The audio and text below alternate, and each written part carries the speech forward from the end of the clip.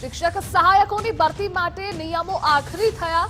શિક્ષણ વિભાગે શિક્ષક સહાયક ભરતી માટે નિયમ જાહેર કર્યા।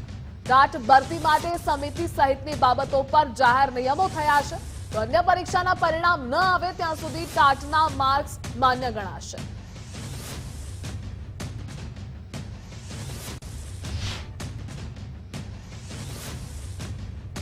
જૂના શિક્ષકોની ભરતી બાબતે મોટા સમાચાર સામે આવી રહ્યા છે।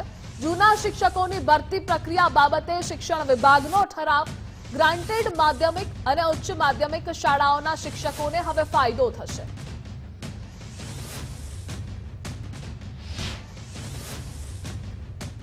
ये केंद्रीकृत भर्ती 2011 में थी ત્યારે જૂના શિક્ષકની ભરતી થઈ હતી। ત્યારબાદ 2016ની ભરતીમાં શિક્ષક તરીકેનો ફિક્સ પગારનો સમયગાળો ગણવો કે નહીં તેનો અદાલતમાં એક લિટિગેશનથી પ્રશ્ન ઊભો થયો હતો।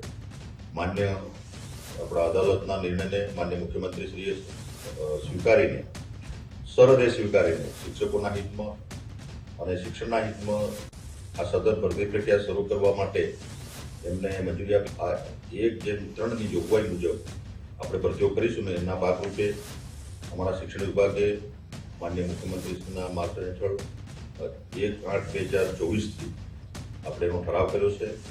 તેના કારણે પોતાના વતનથી દૂર એમને કુટુંબ સાથે રહેવા માટેની તક મળશે અને સમાજ જીવનમાં એ પણ ભાગીદાર બનશે।